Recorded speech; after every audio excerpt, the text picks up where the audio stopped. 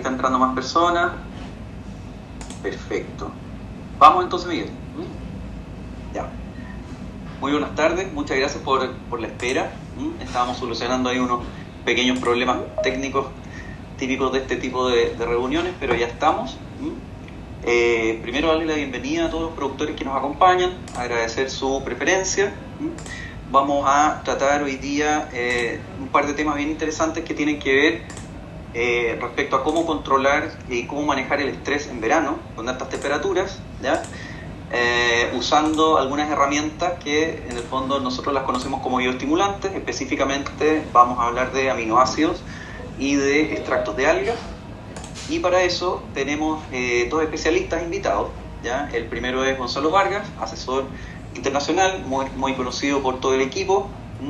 Él es especialista en palto y cítrico, ¿ya?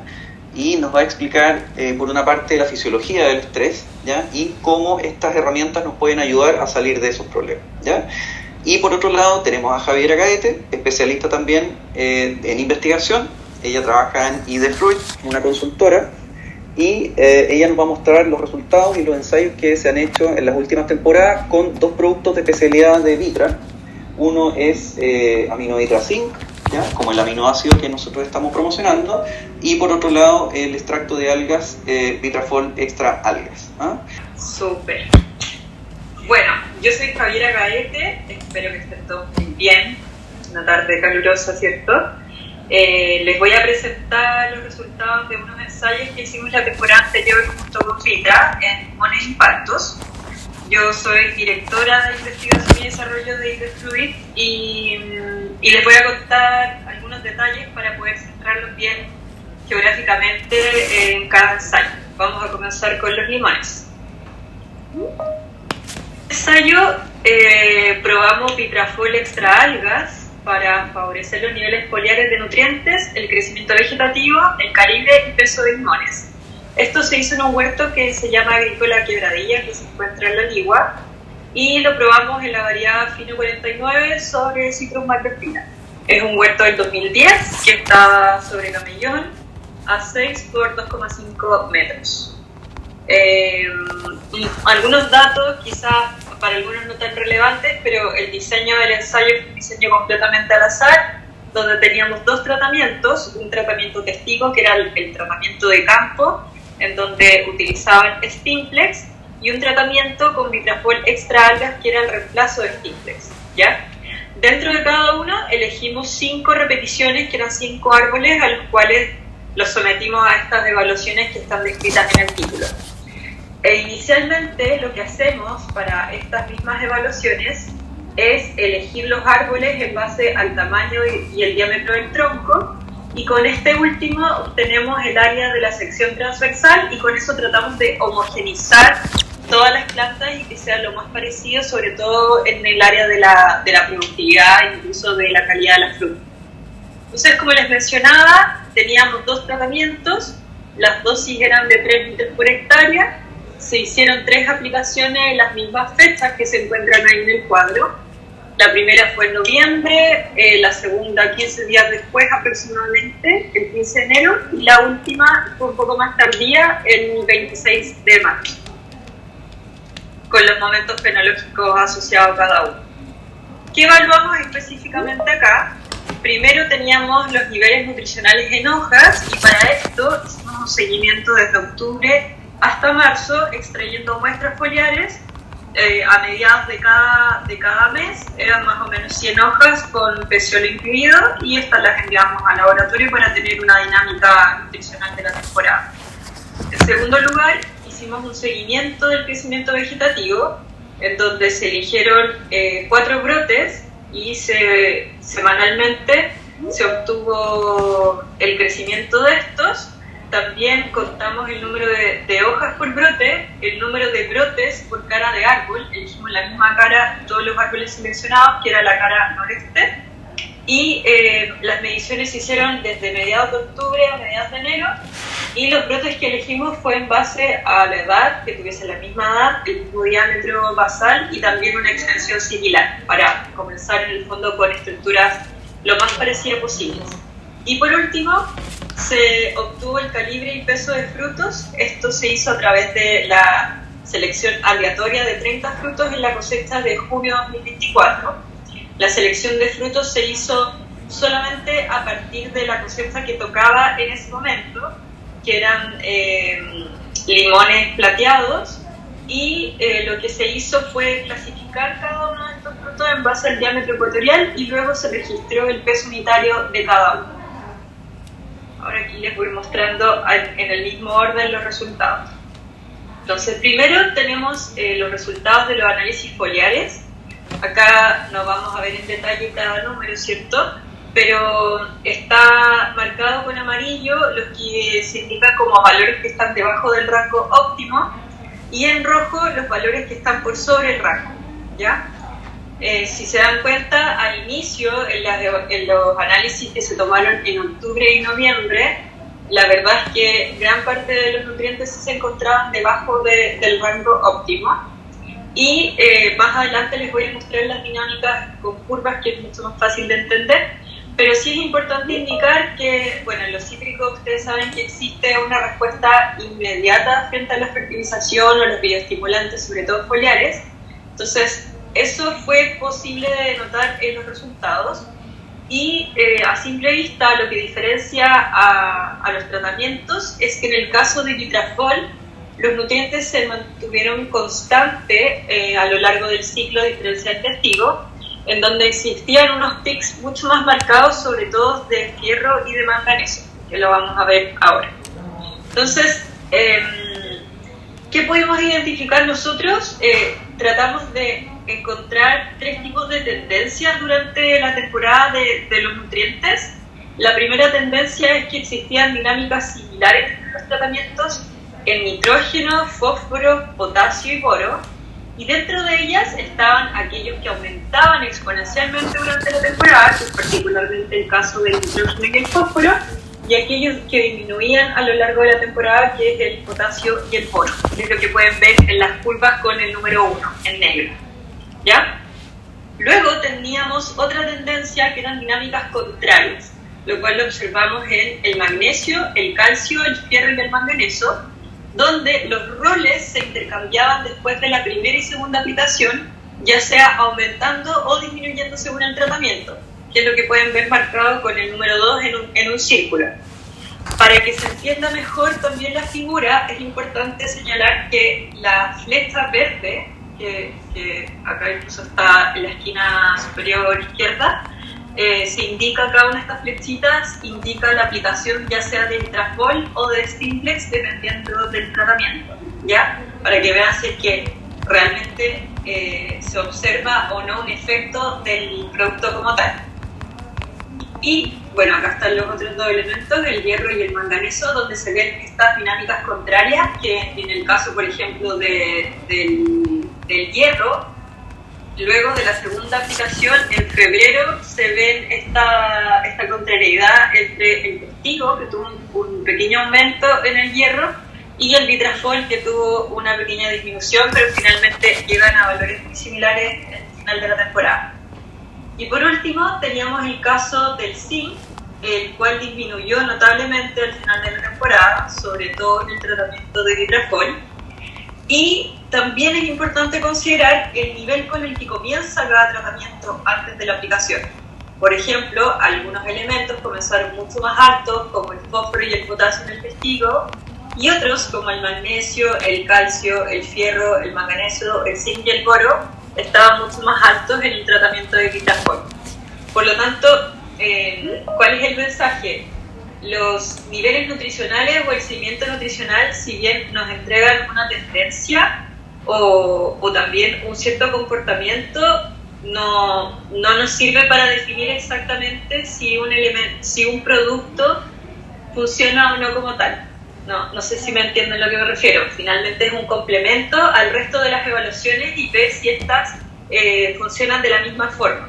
Entonces, por eso acá tenemos los otros resultados, que está la longitud promedio de los brotes, la barra en amarillo es el tratamiento testigo y la barra verde es el de Vitrafol extra algas. La primera evaluación se realizó el 18 de octubre, que es la que está más abajo, donde pueden notar que los brotes, el crecimiento promedio o la longitud promedio de los brotes era más o menos similar, de 19,9 y 19,2 centímetros, y a medida obviamente que pasa la temporada estos brotes crecieron, pero se puede identificar que el tratamiento testigo alcanzó al final, el 17 de enero, una longitud mayor, ¿ya? Aquí solamente estamos viendo la longitud de brotes, qué tan extensos llegó cada tratamiento. Pero si analizamos ahora el crecimiento promedio y además la tasa de crecimiento, acá en la figura de la izquierda tenemos el crecimiento promedio de los brotes en centímetros por cada fecha de evaluación, es decir, cuánto creció cada uno respecto a la evaluación anterior. Es por eso que el 18 de octubre aparecen 0 centímetros, porque desde ahí comenzó. Luego, más adelante, el 15 de noviembre, el tratamiento testigo creció 1,7 centímetros y el de Vitrafol 2,7. Estos valores estadísticamente no se diferencian. Luego, después de la primera aplicación, ambos tratamientos crecieron 1,1 centímetros y luego, posterior a la segunda aplicación y en la evaluación del 17 de enero, los tratamientos crecieron 7,9 centímetros en el testigo y 4,3 centímetros en el tratamiento de Vitrafol. Es decir, que no hubo diferencia estadística tampoco porque ambos tienen letra A. Estos datos llevados a tasa de crecimiento, que quiere decir cuántos centímetros creció por día, para eso consideramos el crecimiento total dividido en la cantidad de días que duraron todas estas evaluaciones, y eso nos arrojó que el testigo tuvo una tasa de crecimiento de 0,12 centímetros y Vitrafol 0,09 centímetros, lo que también indica que no hay diferencias estadísticas. Por otro lado está el número de hojas que se desarrollaron de estos mismos brotes. Acá tampoco se presentaron diferencias estadísticas. El testigo tuvo aproximadamente 8 hojas que se desarrollaron durante la evaluación y Vitrafol 5,4, ¿ya? Y acá están las fotos de los árboles que se evaluaron, que se consideró el número de brotes, como les había dicho inicialmente, teníamos la longitud de brotes, el número de hojas por brote y también el número de brotes de una cara. Y acá están los árboles testigo a la izquierda y los árboles de Vitrafol extra algas a la derecha, donde hicimos el conteo de brotes y eran árboles bastante similares y homogéneos entre ellos. Acá tampoco hubo diferencias estadísticas respecto al número de brotes que se desarrollaron en esas caras. Finalmente, tenemos los datos de calibre y peso de los frutos.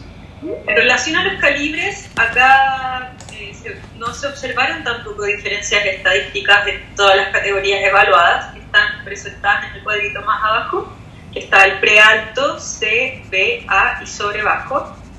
Acá, si bien no se presentaron diferencias estadísticas, sí es posible observar, a partir de esta curva, que hay una tendencia en una mayor concentración en el testigo de calibre C y B. En cambio, el tratamiento de Vitrafol tiene una mayor concentración, un 66% de sus frutos concentrado en la categoría C. Si bien son calibres más pequeños, también nos podría dar otro indicador de homogeneidad en relación al tamaño de los frutos. Y acá hay algunas fotografías de esto. Y finalmente tenemos el resultado del peso promedio, en donde los frutos del tratamiento testigo tuvieron un mayor peso, con una media de 14,7 gramos más que el tratamiento con Vitrafol, que este obtuvo en promedio 106,9 gramos versus 121,6.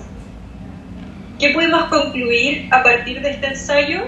Principalmente señalar que Vitrafol extra algas no presentó resultados sobresalientes en relación al tratamiento testigo, que es Stimplex, pero sin embargo no presentó los peores resultados, ya que si bien los frutos fueron de menor peso, eran más homogéneos y se concentraron en un mayor porcentaje en una sola categoría. Asimismo, se pudo mantener se pudo mantener constante la dinámica de los nutrientes durante la temporada, sin pics negativos de gran magnitud, y los resultados de calibre y peso indicaron que eventualmente los árboles tratados con vitrafol podrían presentar una mayor carga, lo que explicaría a su vez que los crecimientos vegetativos fueran levemente más reducidos. Finalmente, se debe considerar los costos asociados a las aplicaciones durante la temporada, pudiendo aumentar la dosis o incluso el número de aplicaciones con vitrafol extra alga, ya que tiene un valor menor a Stimplex, de manera que se puedan superar los resultados que se obtuvo con el tratamiento testigo. Y por último, y creo que no es menos importante, que recalcar que acá el testigo no era un testigo absoluto, no estábamos comparando vitrafol con nada, sino que lo estábamos comparando con Stimplex, tiene el mismo enfoque, y por lo tanto tener estos primeros resultados en una primera temporada de este tipo es bastante positivo. Los limones. Marcelo agotó de corrido y después vemos si hay preguntas.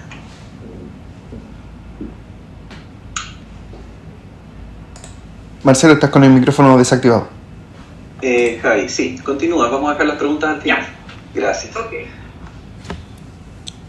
Vamos entonces con el ensayo de paltos.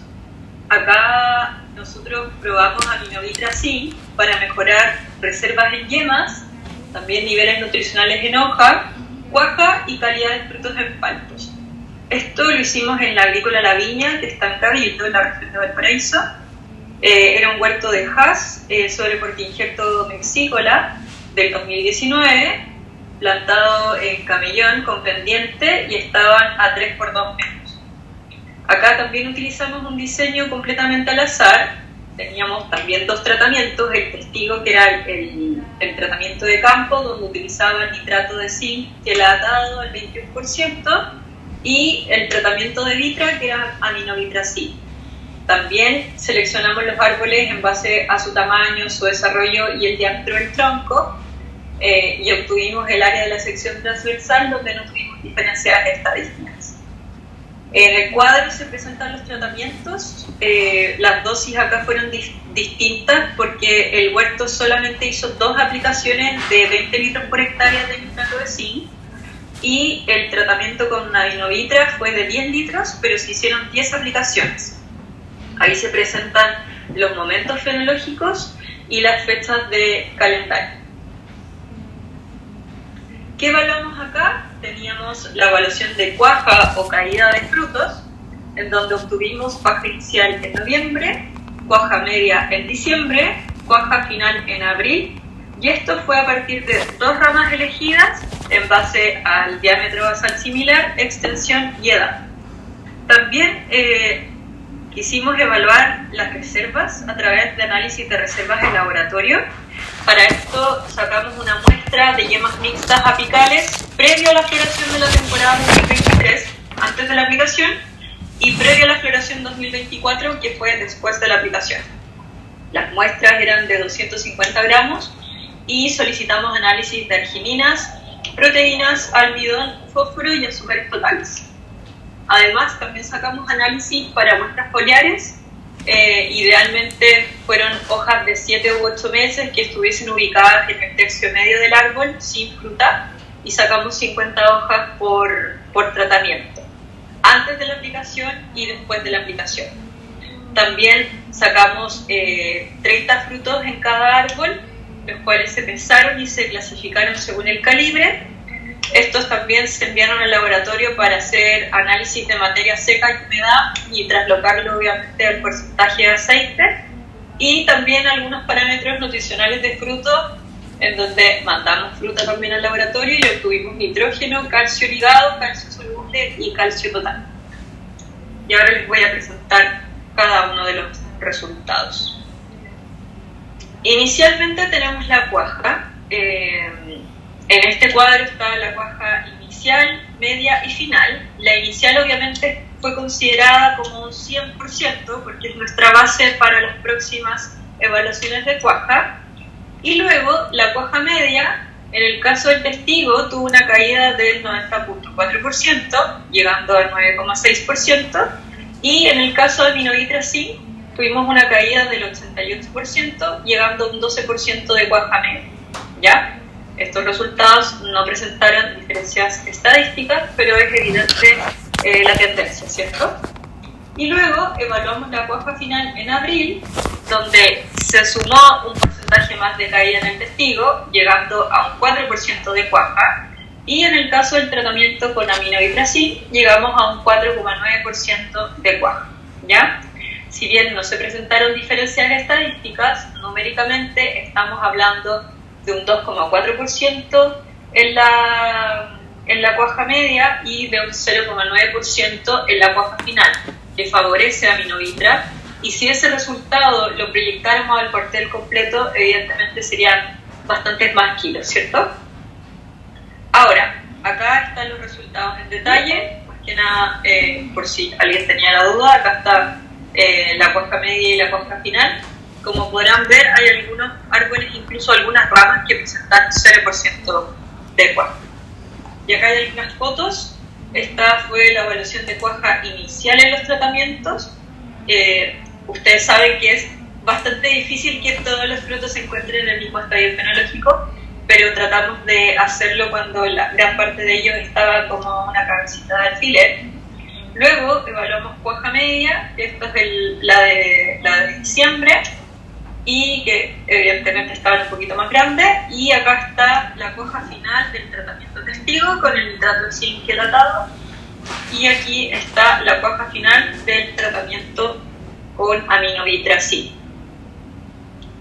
Otro de los resultados interesantes fue el análisis de reserva en yemas, acá dice dardos, pero en yemas mixtas, previo a la aplicación y post aplicación. Tenemos las primeras barras corresponden al nitrógeno total, luego tenemos el porcentaje de fósforo, luego argininas, proteínas, almidón y azúcares totales. Previo a la aplicación, los resultados, sobre todo de nitrógeno, de fósforo, que fue prácticamente el mismo, de argininas, que estaba mucho más bajo, ¿cierto? Fue bastante similar. Luego, en el resto de los parámetros, antes de la aplicación, el sector que se iba a tratar con aminovitra estaba un poquito más alto en relación a proteínas, almidón y azúcares, pero luego, post aplicación, las reservas, sobre todo las de arginina, se vieron influenciadas positivamente con el uso de aminovitracin, llegando a 9,6 miligramos por kilo versus 5,5 miligramos por kilo del tratamiento testigo, lo cual se explica por el contenido de aminoácidos libres que están presentes en este producto, a diferencia del testigo, que a pesar de su mayor contenido de nitrógeno, tampoco tuvo un efecto en las yemas, en el nitrógeno total y proteínas. Y acá están las muestras que se extrajeron previo y posterior a la aplicación. Luego tenemos algunos resultados de los niveles nutricionales. Como les indiqué en el ensayo anterior, la mayoría de los elementos estaban en rangos normales, a excepción del potasio, que inicialmente estaba muy bajo en el tratamiento que iba a ser aplicado, o en realidad el sector que iba a ser aplicado con aminovitracin, y se mantuvo aún más bajo a finales de enero. Y el fósforo se encontraba en exceso posterior a la aplicación de los tratamientos. Estamos hablando de exceso, pero en realidad es en base a los rangos óptimos que son considerados en los análisis, ¿cierto?, para el pacto. Y el zinc y el boro presentaron un aumento post-aplicación de aminovitra en comparación al testigo, y en el tratamiento testigo se observó un aumento del magnesio, fierro y boro, que es complejo de asociar a la aplicación de los tratamientos a excepción del zinc.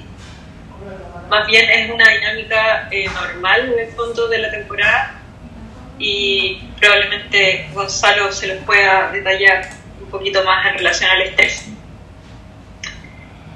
Y finalmente tenemos los resultados asociados a la calidad de los frutos. Aquí tenemos los resultados de la distribución de calibres. La curva que es de un verdecito más claro corresponde al testigo y la más oscura corresponde al tratamiento de aminovitracin. Nuevamente tenemos esta tendencia parecida al ensayo con vitrazol, en donde el testigo está presente en gran parte de los calibres, ¿cierto? Calibres más grandes, entre 20 y 28, pero aminovitracin concentra los calibres, sobre todo en la categoría de 22. Entonces, fue en esa categoría en donde hubo diferencias estadísticas, donde el tratamiento testigo tuvo un 25,3% de frutos. En cambio, el de aminovitracin tuvo 48% de sus frutos en tal categoría, ¿ya? Entonces, aquí la diferencia importante se podría asociar a una mayor heterogeneidad, dada la presencia de frutos extremadamente pequeños en el testigo y extremadamente grandes, ¿ya? E incluso en el caso de aminovitracin, los frutos que son extremadamente pequeños, casi no hubo presencia de ellos. Promedio, donde no hubo diferencias estadísticas, el testigo presentó frutos de 175,2 gramos y el de aminovitra 176 gramos promedio. Aquí tenemos una foto del momento de evaluación. Acá está cada uno o una muestra de los frutos que se evaluaron en cada tratamiento, el testigo y aminovitra. Y también recordar que parte de estos frutos se llevaron al laboratorio para hacer análisis en detalle del nitrógeno, calcio total, calcio soluble, calcio ligado, humedad, materia seca. Si bien existe un 1,1% de diferencia que favorece al testigo respecto a la materia seca y que se ve asociada a una menor humedad, este resultado llevado a porcentaje de aceite muestra que ambos superan el 16% de aceite y por lo tanto están dentro de los rangos solicitados de materia seca y aceite. Para concluir, se puede decir que aminovitracin tuvo un comportamiento bastante interesante en comparación al tratamiento con nitrato de zinc, manteniendo y mejorando el porcentaje de cuaja, optimizando las reservas de arginina, replicando los niveles nutricionales en hojas, concentrando los calibres de frutos y manteniendo el peso promedio de estos, como también mantener la calidad relacionada al contenido de aceite. Es por eso que en estos momentos nos encontramos haciendo una segunda temporada del ensayo, en donde quisimos adicionar la productividad, es decir, la cantidad de kilos de cada uno de estos árboles, incluso estamos utilizando los mismos árboles, para hacer el mismo seguimiento y ver si esto se mantiene en una segunda temporada.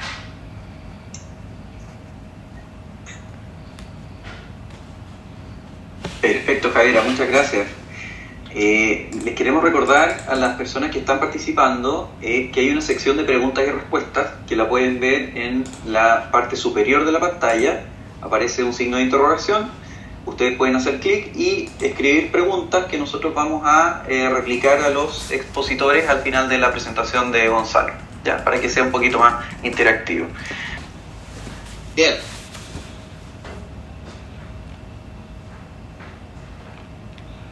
El escenario es todo tuyo, Gonzalo.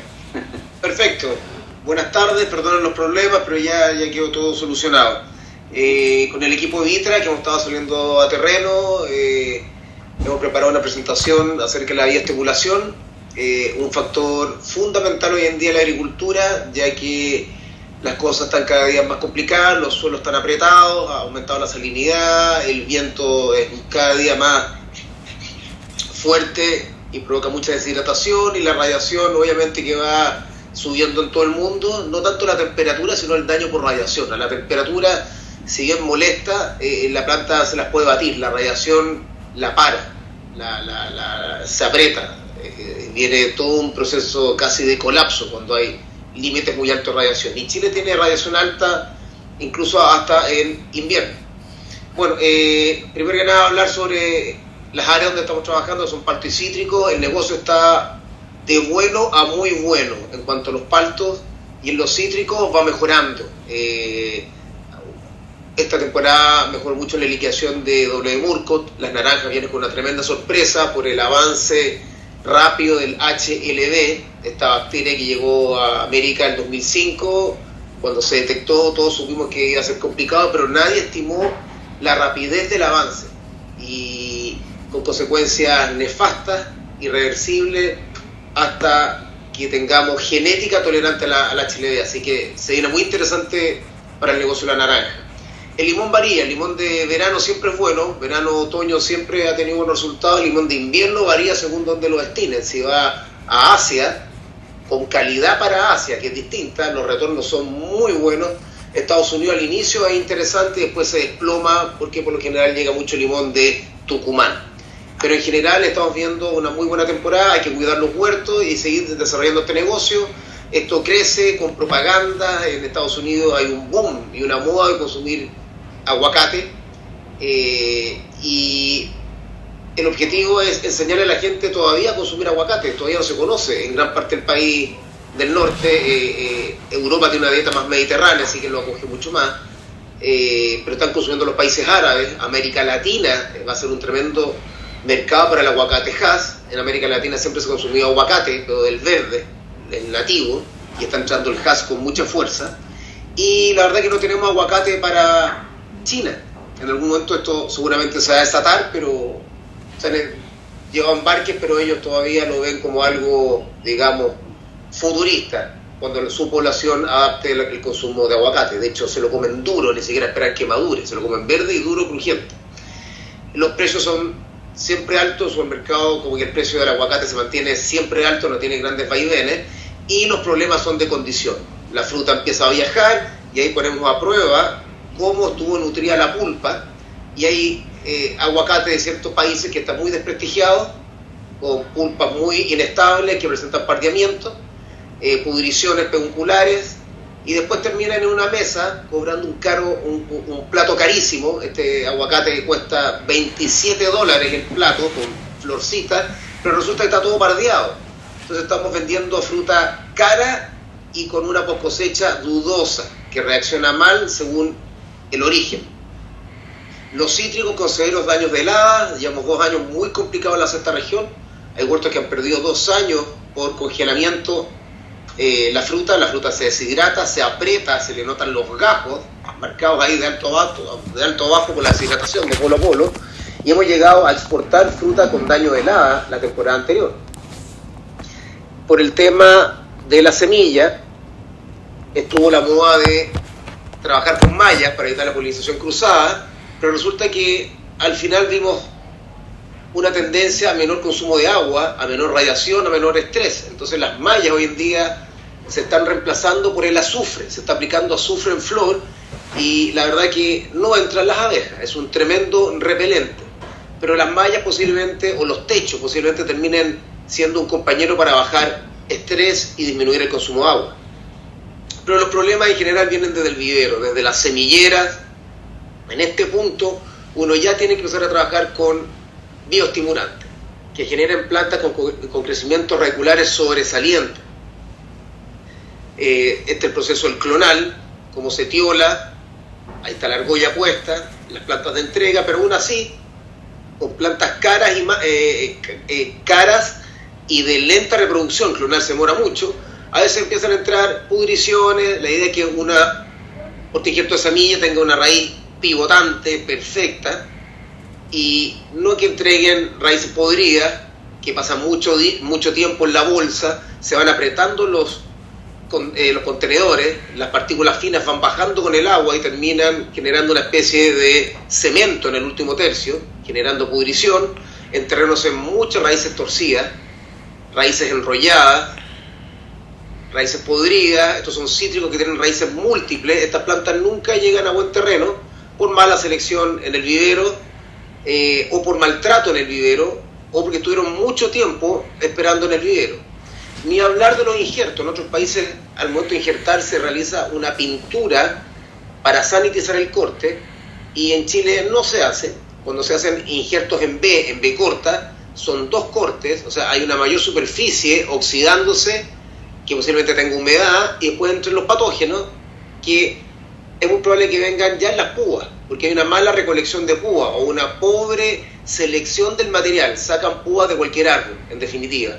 Y empezamos a ver hongos de la madera a muy temprana edad. Esto es una plantita pequeña que ya 1 año ya se hicieron pinturas en terreno porque se veía el problema, pero después la herencia llega hasta la adultez y ante el mínimo estrés el hongo de la madera se va a manifestar. Uno tiene que convivir con esta tremenda enfermedad que hoy en día podríamos decir que es de las principales enfermedades transversales en la fruticultura, y uno tiene que vivir con este problema manteniendo los árboles con la inmunidad alta. En la medida que se estresan, baja la inmunidad, o por mala nutrición, o por exceso de carga, o por una helada, por algún fenómeno, baja la inmunidad, el hongo aparece y termina muchas veces comprometiendo la producción. Son huertos muy viejos de cítricos patrón vexícola que ya venían con el problema desde el vivero. Exudaciones por fitóftora, y el tema va en la aclimatación. Muchas veces los viveros trabajan con malas aclimataciones porque uno no se lo exige. Esto debería ser del cliente más que del viverista. Las plantas tienen que crecer, obviamente, en un lugar más sombrío al inicio, pero después tienen que desarrollar una capa cerosa en la hoja y después tienen que estar sin malla. La aclimatación es fundamental, especialmente cuando se planta en verano. Otros errores, aparte del vivero, son las preparaciones de suelo. Esto es una foto en Perú, en donde ellos se jactaban de un suelo maravilloso, profundo, franco-arenoso, sin limitantes, pero claro, si no lo mueven, la arena se compacta. Son verdaderas capas duras de cemento, y con el paso de la maquinaria, el alto contenido de limo que tiene este perfil va compactando, la baja materia orgánica no hace gran efecto, y las raíces quedan confinadas a una estrata superior buscando aire, oxígeno, pudiendo haber tenido una exploración radicular mucho más tremenda. Esto lo podemos solucionar ya con plantaciones ya adultas. Este año que llovió mucho, las napas freáticas subieron, los suelos se compactaron, hemos pasado mucha maquinaria en trilera para soltar y volver a abrir el suelo, estimulando la oxigenación, o plantar desde el inicio con coberteras. Esto tiene una cobertera de haba en el camellón y avena en la entrilera. Esto llegó a estar así casi a fines de septiembre.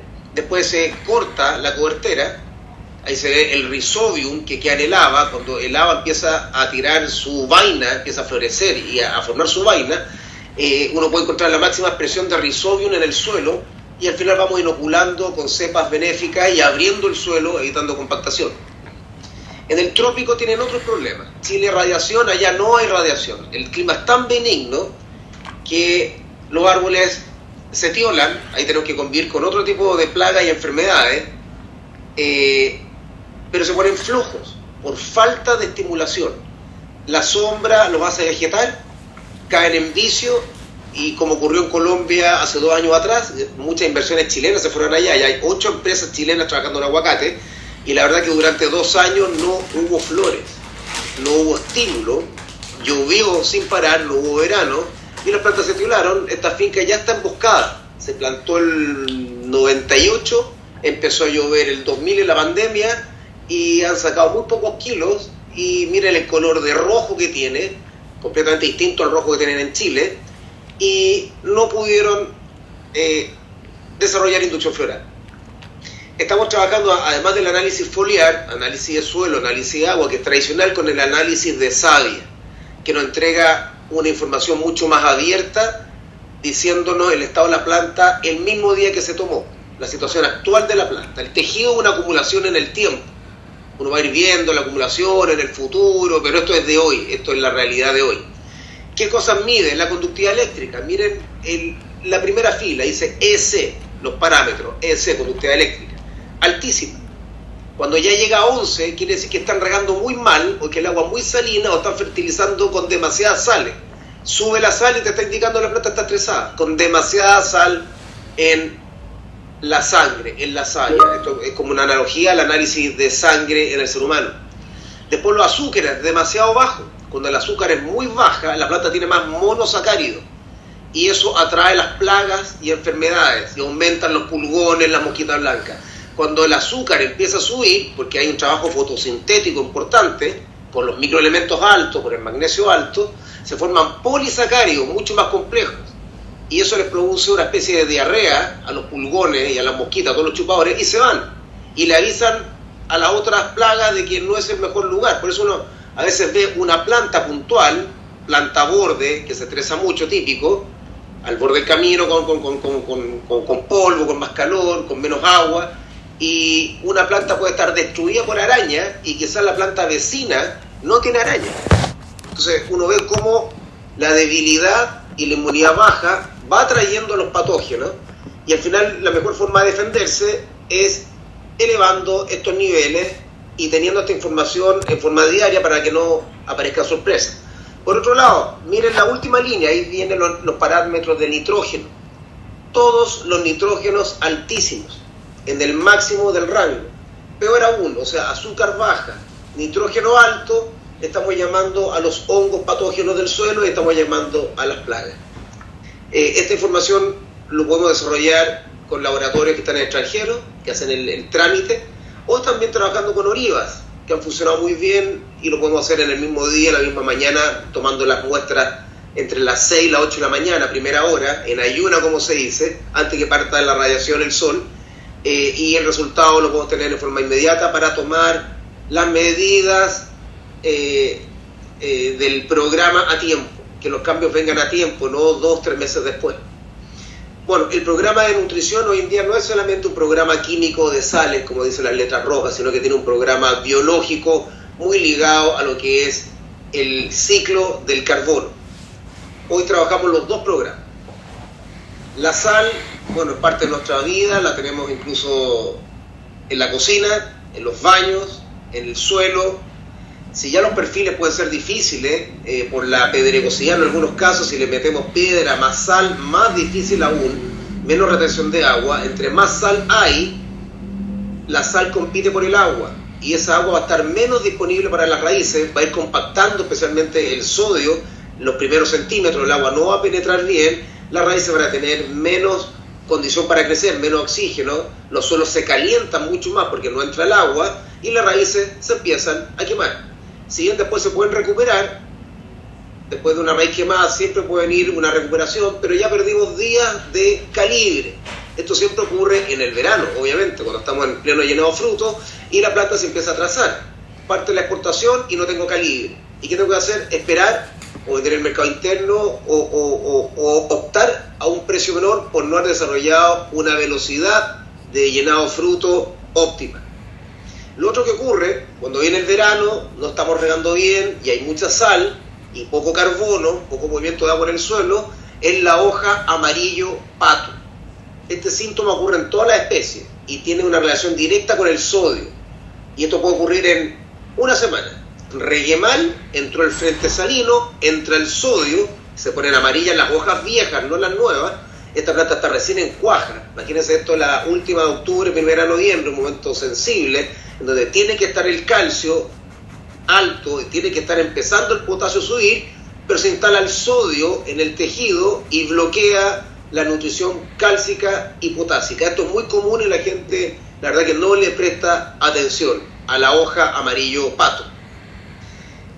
Si aparte las sales, escasez de agua, nos vamos a laderas puntuales que son mucho más agresivas, el problema es mayor. Ya los quemados de frutos ya no son cafés, ya son rojizos. Se queman hasta las flores, la planta le saca agua a la fruta y se produce el cuello deprimido, o simplemente se quema. Se puede llegar a quemar en una cara cálida hasta la pulpa. Hasta los cactus, el cactus de agua, muestra una diferencia tremenda cuando está expuesto 100% al sol de la tarde, o el sol de la tarde le pega un rato, pues pasa el sol y entra sombra y empieza la planta a desestresarse. A veces tenemos que saber y tener claro que nos vamos a estresar y no va a haber otra forma que desestresar. Una tarde en una ladera cálida, como se puede ver en la foto, a las 4 de la tarde con viento, la planta se va a defender y va a bajar su crecimiento y posiblemente las raíces algunas se quemen, pero tenemos que apostar a desestresarla rápido. Y para eso están los bioestimulantes, no la sal. Esto ustedes no lo van a lograr con nitrógeno, no lo van a lograr con más fósforo. O sea, subiendo en las sales, el estrés va a ser peor. La conductividad eléctrica en el bulbo va a aumentar y la planta posiblemente se demore mucho más en salir de esta condición. Y eso con la bioestimulación lo hemos logrado desde que empezamos a ocupar aminoácidos y extractos de alga, no solamente el follaje, que fue su inicio, sino también vía riego y en otras dosis, sin timidez, financiado por la reducción del programa salino. Entonces los que no tenían presupuesto, los que tenían timidez, bajamos las sales y se invirtió en un programa de carbono, de extracto de alga y de aminoácidos con dosis completamente distintas. Antes 2 litros por hectárea era, digamos, el objetivo. Hoy en día estamos tirando en invierno, agosto, septiembre, octubre, noviembre, toda esa salida que es lenta, sobre todo en Chile que tenemos primavera fría, 8 litros por hectárea de aminoácidos. O sea, podemos estar tirando 2 litros toda la semana y no un solo golpe, sino una constante aplicación para bioestimular la planta y que vaya saliendo adelante, para que ella se inicie y después pueda tomar las sales. Si la bioestimulación no se realiza, la planta no va a tomar bien las sales. Entonces, cuando hemos sacado con bioestimulantes las plantas del invierno, primavera fría, después entramos al verano con olas de calor y viento, con extracto de alga, pero también no 2 litros por hectárea, 6 litros por hectárea, 1,5 litros semanal, con o sin aminoácidos según como esté el nivel nutricional y de vigor de la planta. A veces mezclamos el extracto de alga con el aminoácido y yo creo que por ahí va ahora la sofisticación de desarrollar mezclas de bioestimulantes en el corto plazo, ya que se potencia el efecto mucho mejor cuando van acompañados. Entonces cultivamos desde la costa, valles interiores, hasta llegar a la nieve. El nivel de estrés, la verdad que hoy en día las plantas viven en estrés, salen del invierno, entran en primavera, llegan al verano, el otoño parece verano, el invierno tiene días de verano, después caen heladas y las plantas quedan completamente en signo de interrogación, no están preparadas. Ellas están preparadas para endurecerse en el invierno, pero de repente tienen días de verano. Y después viene el verano y tenemos días fríos, con llovizna, la primera semana de enero. Entonces, el uso del bioestimulante lo tenemos en un programa los 12 meses. ¿Qué es fundamental en el programa biológico? El carbono. Y la unidad de carbono hoy en día la estamos cuestionando. Antes también, con timidez tirábamos en el pic radicular. Después subimos un poquitito la dosis, ya después hagamos 100 litritos, ¿no? Ahora ya son aplicaciones todos los meses de ácido húmico fúlvico o enmiendas con carbono, ya que lo primero es fundamental. Segundo, hay notable ahorro del agua. La temperatura del suelo es mucho más estable si el carbono sube.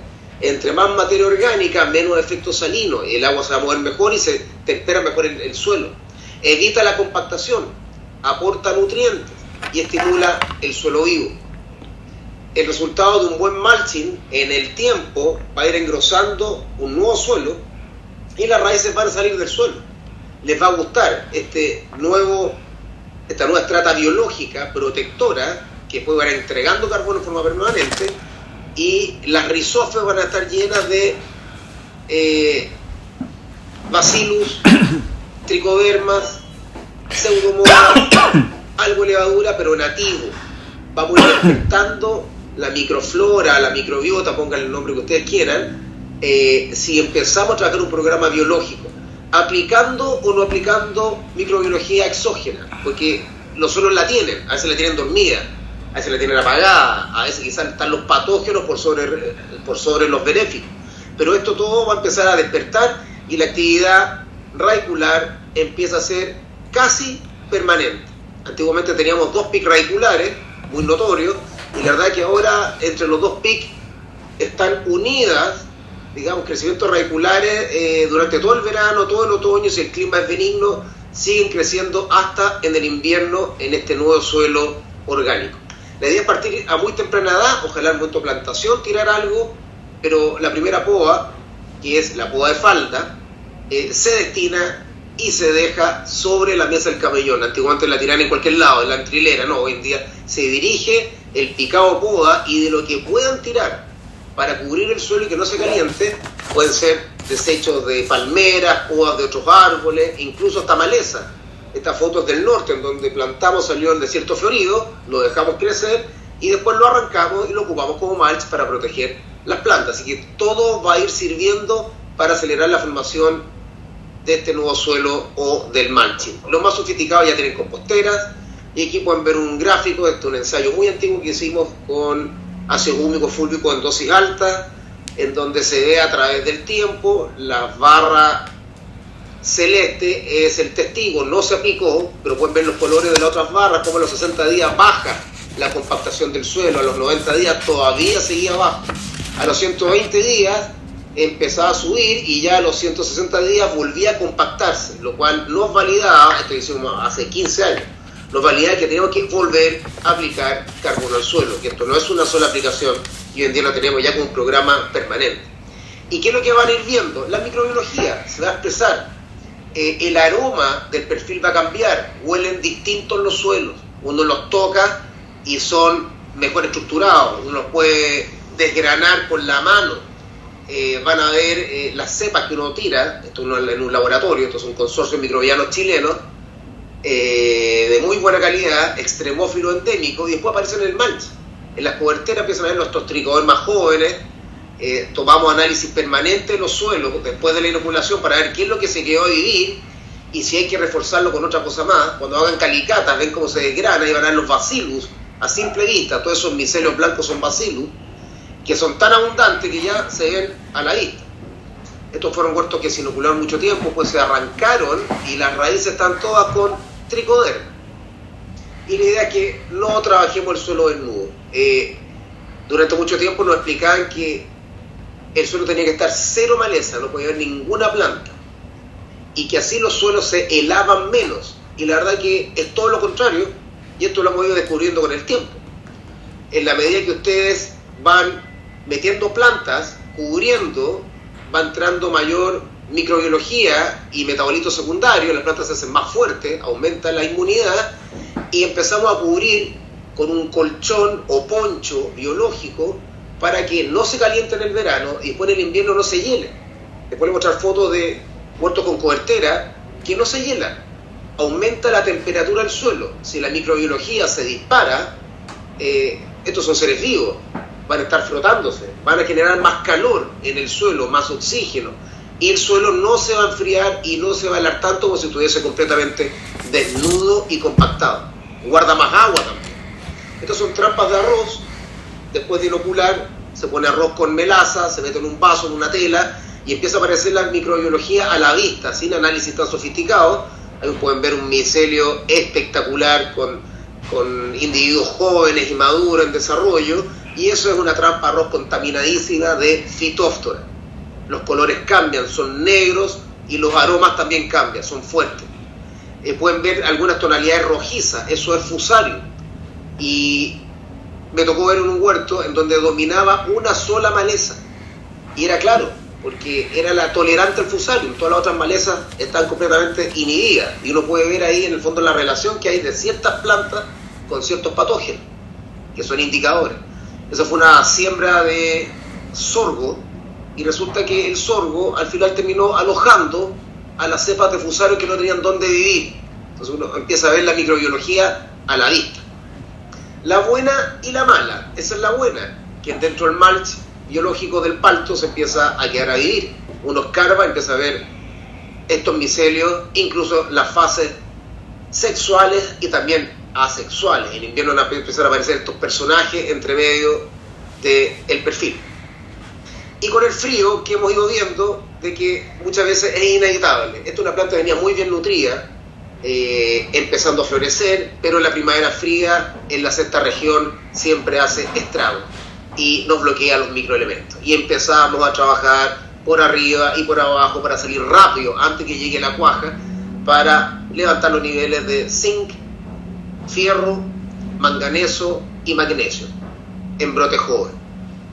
Estos son suelos calcáreos muy apretados de la zona baja Quillota. Esto es un portaingento tolerante a la cal activa, pero miren cómo mejora. Aquí tiramos quelato muchas veces y estacionalmente lo mejoraba, pero volvía el color amarillo a aparecer, ya que el suelo no mejoraba. Mejoramos la planta, pero la planta está anclada en el suelo, entonces la idea es mejorar el suelo, además de la planta. Y solo con una siembra de habas, miren, la primera planta no le cayó haba, pero las otras empezaron inmediatamente a reverdecer, empezó a moverse el agua, el exceso de agua provoca y afecta la clorosis férrica, y empezaron, por medio de microbiología benéfica, a nutrirse de los micronutrientes que estaban en el suelo bloqueados. Ahora empiezan a estar disponibles para ellos.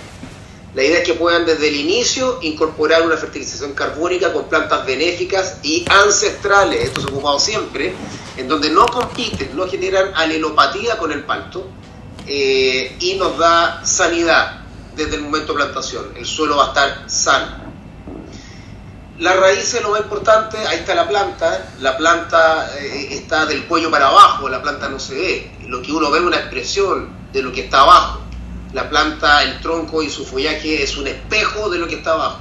Y si la raíz está estresada, negra, va a tener poca reserva, versus raíces gordas, saludables, muy vigorosas, que mantienen constantemente el crecimiento, ahora tienen mucho más reserva. Y la reserva se mide con todos los azúcares disponibles. Después los vamos a ir desmenuzando, pero uno parte con azúcares totales, primero todos los azúcares, y después vamos viendo otros niveles nutricionales. Y para eso el potasio es fundamental, no solamente el nitrógeno. Durante mucho tiempo la reserva se hacía con nitrógeno, antiguamente era urea, después vienen fertilizantes más sofisticados, pero ahora es nitrógeno más potasio. El potasio interviene en el metabolismo de los azúcares. Aquí podemos medir la clorofila en hoja, una hoja sana, verde oscura con 61,8 SPAT, una con arañita roja baja 46, una con clorosis 23 y una ya con quemadura 8. O sea, de 60 me voy a una actividad fotosintética de 8. Imagínense cómo van a estar esas raíces entrando el invierno. Y después viene la floración. Entonces todo este periodo de medición de reserva es marzo, abril, mayo, junio, julio, y ahí uno se juega la próxima producción. Y en general los huertos tienden a relajarse en marzo, abril, mayo, junio, porque va bajando el calor y piensan que la temporada ya está jugada, y al contrario, estamos preparando la próxima temporada, la reserva, para obtener después una floración de alta calidad, no con panículas cortas, amarillentas, con hojas quemadas, sino que buenas yemas, gordas, que después expresen todo su potencial. Vamos a estar expuestos en floración a todo esto, desde frío, sequía, hasta salinidad y hasta temperatura.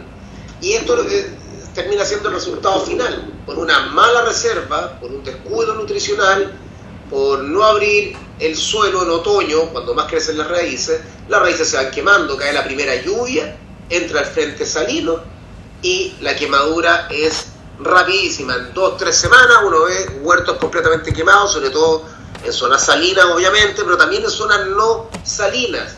Por malos manejos uno puede ver estas quemaduras hasta en Quillota. Y obviamente que la hoja tiene que nutrir a su yema que después va a tener la panícula. Entonces, si la hoja madre está quemada, la hija que va a hacer la panícula se va a desnutrir, va a venir una especie de inanición y se va a caer la flor, ni siquiera sacar la fruta, o sea, no va a haber cuaja. Siempre que hay defoliación en plena flor, la cuaja es pobre. ¿Por qué? Porque tenemos un feto, entre comillas, en formación. Tenemos una semilla con un embrión, que si no le llega el calostro, ese alimento fundamental al inicio de su gestación, el embrión va a ir quedando desnutrido, se va a morir y se va a caer. Esto es muy típico por estrés. Aquí posiblemente el embrión no partió tan mal, pero después fue golpeado en el verano, entró sal en el otoño y el embrión se muere en pre-cosecha y la fruta empieza a virar de color y todavía no tiene materia seca. Aquí vemos todo el proceso de formación de la yema. Tenemos la flor terminal, una flor accesoria, por lo general queda una panícula, una cuaja. Pero cuando las cuajas son abundantes y tienen bioestimulación, esto tiene nutrición floral, que después lo vamos a detallar, las cuajas son muy altas. Da lo mismo hoy en día como tiren la nutrición floral, pero tírenla, aplíquenla como sea. Lo hemos hecho a mano, con helicópteros, con cañones pulverizadores. Siempre hacen mejor aplicar que no aplicar, aunque quede irregular, porque la demanda nutricional y el nivel de estrés que tenemos en flor cuaja es mucho más alto de lo que teníamos hace 15 años atrás. Ahora, la tasa de absorción del nutriente es complicada. El nitrógeno es lo más rápido que hay, pero otras cosas quedan arriba en la hoja y uno después ve la sal, ve los cristales en la hoja y no entró. Si al otro día tuviésemos una pequeña neblina que solubilizara la sal que está en la cutícula, posiblemente podríamos tener este cuadro teórico que el zinc se demora 1 o 2 días, pero la verdad es que si tiraron zinc en la mañana llegamos a 30 grados a las 14 horas, el sim va a quedar arriba, la humedad relativa baja y se perdió. Entonces siempre trabajen con fuentes de alta eficiencia. Las sales en el follaje era lo que ocupábamos hace 20 años porque no había nada más, pero hoy en día tenemos muy buenos productos acomplejados que van con aminoácidos, van con fúlvico, van con algas, y si no lo pueden mezclar ustedes. Compran sal y ustedes la pueden ir acomplejando, digamos, en forma rústica, pero no tienen sal sola al follaje porque entra muy poco, y la que no entra va a aumentar la conductividad eléctrica y va a estresar a la planta.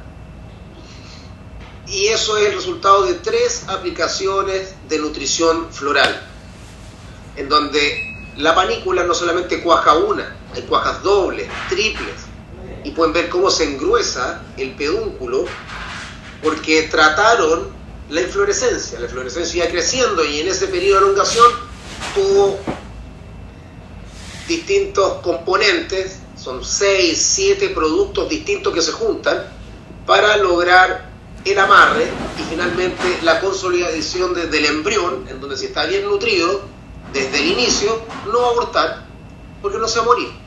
Ahí pueden ver el grosor de los pedúnculos, el tamaño de la fruta y cómo la última fruta está virando de color, es pequeña, está estresada, un pedúnculo amarillo y delgado, tiene viraje de color y seguramente el embrión está negro. Nutrición floral completa. La idea es que en estado coliflor o botón floral en los cítricos ustedes ya empiecen a bioestimular con ácido giberélico, 6-bencilaenina, calcio, boro, zinc, magnesio y aminoácidos. Temprano nos metemos en el alga, el aminoácido nos ayuda mucho más porque tenemos una primavera, como les he dicho, demasiado fría y a veces tenemos el perfil con barro y la planta ya se inicia y obviamente que con barro va a haber poca absorción radicular, no van a haber raíces, entonces tenemos que atacar por arriba para ir nutriendo el inicio de la flor. Después en la flor se saca el ácido giberélico, ¿no? Se va sacando, en cítrico se mantiene, pero en palto se saca. Y aquí va de nuevo 6-bencilaenina, calcio, boro, zinc, algo de nitrógeno, o mejor, que el nitrógeno es el aminoácido, ya que es mucho más eficaz y rápido. En cuaja se vuelven a repetir los macro y micro, y ahí entra el alga, junto con el aminoácido, se potencian los dos. Y durante el verano, una vez ya establecida el amarre de la fruta, las plantas brotando, moviendo este radiador, moviendo el agua para que crezca la fruta, viene el potasio foliar. Pero no es potasio solo, potasio, pues con algo de magnesio y microelementos, para que la tasa fotosintética sea lo más alta posible. Hay varios productos en el mercado que parecen como mágicos, uno los tira y a la semana uno ve que la planta reverdece.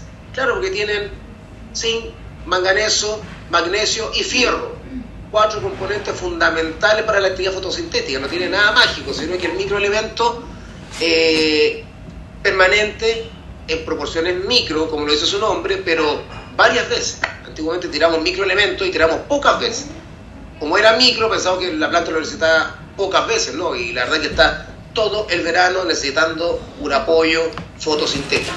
Y el extracto de alga, obviamente que se queda hasta fines del otoño, ya que nos va a bajar el estrés, va a estimular el crecimiento radicular, es una muy buena fuente de alimento para los microorganismos del suelo y despierta rutas metabólicas que las plantas las pueden tener dormidas y uno las tiene que despertar. Despiertan rutas metabólicas de hormonas de defensa y con eso la planta se va a mantener con la inmunidad alta durante todo el verano, que es un periodo complejo aquí en Chile. Si esto le sumamos los factores de la aplicación, obviamente que esto es mucho más complicado. Siempre traten de aplicar tarde en la tarde, muy temprano en la mañana o incluso hacer turnos de noche. Las aplicaciones nocturnas son mucho mejor aceptadas por las plantas para tener menos estrés y van a tener la hoja mucho más expandida. ¿Y cómo mejorar la absorción? Aquí entramos de nuevo a los bioestimulantes. El ácido fúlvico es muy importante. Hemos visto excelentes resultados foliar y también vía riego. Obviamente que meter un poquitito de urea ayuda, el pH 5, 5,5, 6, coadyuvantes, la pureza del producto, la formulación del producto, todo eso se nota a la hora de aplicar y uno después medir y ver resultados, o posiblemente los resultados pueden ser pobres. Y el objetivo principalmente es que la fruta no se caiga. Después de todo el esfuerzo que hizo la planta, de hacer reservas altas, florecer, cuajar, vamos pasando el verano, llega el otoño y se cae la fruta, precosecha con un tamaño ya casi terminado, o sea, todo el trabajo perdido porque la planta le pasó una factura al agricultor por todo el estrés que tuvo, por toda la síntesis de etileno, por todas las raíces que se quemaron. Llega marzo, abril y la planta que quiere dice yo ahora voy a vegetar y se desequilibra, se pone a brotar y se cae la fruta. Y en la Murcott pasa algo similar pero por frío. Estamos pre-cosecha, empieza el frío en mayo, pasan 15 días y viene una caída de fruta violenta, fruta de muy buen tamaño, de exportación, que veníamos siguiendo todo el otoño con su proceso de calibración y de repente en 2 semanas la roseta se deshidrata, afloja y se cae sin roseta. Todo esto lo hemos ido mejorando con reguladores de crecimiento, más el afinamiento de los bioestimulantes, para lograr huertos equilibrados, que sean muy florales, no vegetativos, que tengan entrenudos cortos y sean más florales que vegetativos, para lograr cuajas y que esas cuajas se contengan y lograr calidad y condición en cítricos bien podados, bien abiertos. Pueden ver el follaje está un poquitito pálido, precosecha, pero la verdad es que se recupera. Uno cosecha la fruta y rápidamente empieza a subir los niveles de reserva, nitrógeno, aminoácidos foliares y después vuelven a florecer verde oscuro. Así que no se asusten cuando temporalmente precosecha o también en cuaja baja levemente el verdor. Mientras tenga los microelementos altos, el fósforo alto, el calcio alto, que no bajemos nunca porque tiene la formación de yemas y de ápices depende del calcio y le dan poca importancia el calcio en nuestro rubro. El calcio tiene que estar también permanente, alto en flor cuaja, después baja pero no se suspende, y uno sigue formando ápices y el ápice va a ser después la futura yema. Entonces el calcio tiene que mantenerse permanente. Muchas gracias. Muchas gracias, Gonzalo. Nos queda bastante claro cómo funciona y cómo podemos ayudar a las plantas a salir de ese estrés que es tan complicado en esta zona. Y mira, tenemos un par de preguntas, si es que nos puedes ayudar. Hay una para Gonzalo y una para Javier. Aprovechemos que Gonzalo está conectado y partimos con la de Gonzalo. Nos pregunta Nicolás Chacón, ¿ya? ¿Cuál es la proporción recomendada en unidades de nitrógeno versus potasio para el limón? Que es algo que tú tocaste en algún momento también. Antes era, yo cuando partí, año 96, 97, se aplicaban 300 unidades de nitrógeno, el limón, 50 de potasio. Así partió esta escuela. Y hoy en día está, yo creo que cercano a las 250, 300 de potasio y 80, 120 de nitrógeno. Todo depende de cuál es el objetivo. Si uno quiere vegetar y producir chupones y hojas grandes, pero la verdad es que no exportamos hojas, exportamos fruta. Entonces la relación empezó a cambiar, los abortos empezaron a cambiar, el largo de entrenudo también empezó a cambiar. Antiguamente teníamos entrenudos muy distanciados porque la fertilización nitrogenada era lo importante y era el dominio de la fertilización en el programa químico, y hoy en día el nitrógeno está quizá en cuarto o quinto lugar. Hoy cambió el grado de importancia, es potasio y calcio, y la relación entre ellos dos, entre el potasio y el calcio. Fósforo, fundamental en la energía, en la benzina. Microelementos, y después el nitrógeno, porque cuando el nitrógeno antecede al resto, la planta vegeta más que lo que produce. Si el resto está por delante del nitrógeno, la planta va a ser más reproductiva, va a tener entrenudos cortos. Entonces, por metro lineal van a haber más yemas, la planta va a ser más compacta y va a tener más fruta. Los limones deformados son puro palo y tienen terceros pisos que ya nadie los cosecha allá arriba. Se estimula el chupón, los despuntan para que salgan después más chupones. En vez de abrir los ángulos, cierran los ángulos y formo una estructura forestal. La estructura tiene que ser frutal, delgada, liviana, con mucha ramilla lateral acostada, de entrenudo corto y muy bien iluminada.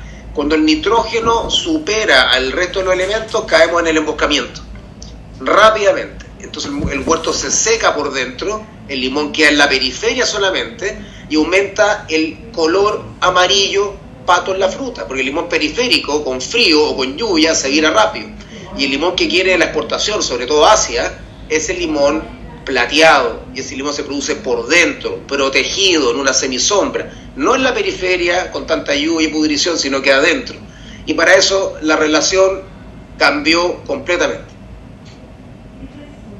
Perfecto, Gonzalo, muchísimas gracias. Esperamos haber respondido la consulta de Nicolás. Y una pregunta para Javiera. A ver si, Gonzalo, puedes dejar de compartir tu pantalla para conectar a Javiera. ¿Nos escuchas, Sí, Javiera? ya la saqué ya. Perfecto, muchas gracias. Sí, lo escucho. Javiera, mira, la pregunta la hace Patrick, ¿ya? Y tiene que ver con el tema de la cuaja que mencionaste, ¿ya? Dice, el hecho de una mayor cuaja y resultados en general de Aminovitra Zinc en palto, ¿hará necesario ajustar el programa nutricional? O sea, ¿habría que subirlo de alguna manera? Ahí pueden los dos responder, ¿no? Nos ayudan los dos. Bueno, la verdad es que esta temporada sí va a existir un ajuste, sobre todo pensando en que la dosis utilizada de Aminovitra era más bajita por aplicación, a pesar de que eran más aplicaciones. Jamás íbamos a alcanzar las cantidades que incluso habíamos discutido nosotros, ¿te acuerdas? Como que era súper difícil igualar en un 100% el nitrato de zinc enlatado. Entonces, de todas maneras, hay que tratar de subirla para poder fortalecer en el fondo ese efecto en la cuaja y tener una mayor retención de fruta, que es lo que se busca, que se traduzca en más kilos. Y también asociado a los costos de uno versus otro, y considerando que no solamente la Aminovitra tiene zinc, sino que también tiene aminoácidos. Podríamos tener otro efecto, que ya lo tuvimos también. Perfecto, sí, toda razón.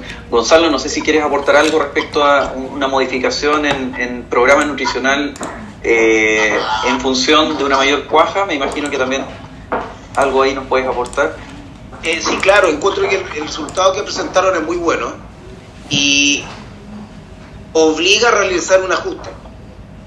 O sea, la reacción que uno debería tener debería tender hacia allá. Debido a este resultado, la verdad que se ve la eficiencia. Si bien había un tratamiento que era con nitrato también, se veía bastante bien, pero se ve la eficiencia, y como eficiencia uno debería bajar el programa salino. Esa debería ser la tendencia. Perfecto. Mira, no tenemos más preguntas por el momento. Si alguien tiene alguna, hay que la subir ahora. Si no, ya estamos como en tiempo para que todos sigan también su trabajo. Les agradecemos el tiempo, habernos preferido, ¿ya? Y nos vamos a contactar con todos, por supuesto, a ver si tienen otras dudas más adelante. Las podemos ir conversando. Yo me comprometo a conversar con Javier y con Gonzalo en función de alguna duda que haya quedado, y la podemos responder personalmente. Así que muchísimas gracias por su tiempo. Este es el primer webinar que organizamos. Vamos a seguir haciendo actividades de este tipo y vamos a ir mejorando también la forma de hacerlo. Les pedimos disculpas ahí por esos minutitos que tuvimos de retraso en la entrada, pero en el fondo creo que se cumplió el objetivo y espero que todos hayan quedado bastante claros con lo que se quiso presentar.